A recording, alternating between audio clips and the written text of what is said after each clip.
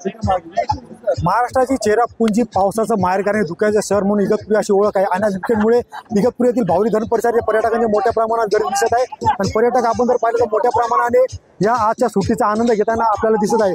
महाराष्ट्राच्या कोणाकोपऱ्यातून जे पर्यटक आहेत ते येथे जे आहेत निसर्गाच्या सानिध्याचा आस्वाद घेण्यासाठी आलेले आहेत आणि आपल्याबरोबर येथील काही पर्यटक आहेत।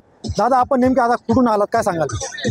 आम्ही सोडा छत्रपती संभाजीनगर तालुका वैजापूर इथून आलेलो आहे। आम्ही भरपूर ऐकलेलं आहे डॅम इथे पावसाळ्याच्या दिवसामध्ये निसर्ग वातावरण फार छान असतं। तर आम्ही, माझा मुलगा, माझी पत्नी, आम्ही या वातावरणाचा आनंद घेण्यासाठी आलेलो आहे आणि वातावरण एकदम छान झालेलं आहे। पावसाळ्या वातावरणामुळे सर्व हिरवीगार झाडे वगैरे झालेले आहेत। माझं एकच आव्हान आहे जनतेला की येताना सगळ्यांनी येऊन इकडे एकदा बावली डॅमचा झालेल्या वातावरणाचा स्वाद घ्यावा, कसा आहे काय आहे, आणि आल्यास तरी आपल्या सुरक्षेची बी काळजी घ्यावी, कारण की भरपूर आपण ऐकतो बऱ्याच ठिकाणी दुर्घटना घडत असतात। त्यातून हटण्यापासून थोडं टाळण्याचा प्रयत्न करावा। काय सांगाल दादा? नमस्कार, आम्ही मालेगावहून आमचा नेचर संडे नेचर ग्रुप आम्ही इथे बावली डॅमचं धरण बघण्यासाठी आलेलो आहे। अतिशय सुंदर स्पॉट आहे।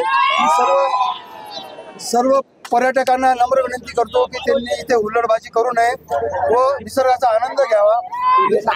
पोलिसांनी पण पर्यटकांना सहकार्य करावं। सरांनी खूप छान आहे। तसं जर पाहिलं तर अनेक हुल्लडबाज पर्यटकांमुळे पोलिसांना काही प्रमाणाचे डोंगरावर चढता आणि टॉप अँगलला ज्या धरणाच्या जात आहेत त्यांना खाली उतरण्याचा पोलीस पसंत करला आणि हुल्लडबाज पर्यटकांविरोधात कुठेतरी येथे निसर्गाचा आनंद घ्यायला आलेल्या पर्यटकांना सुद्धा हिरमोटपणा सहन करावा लागतो। शैलेश पुरोहित, TV9 मराठी, इगतपुरी।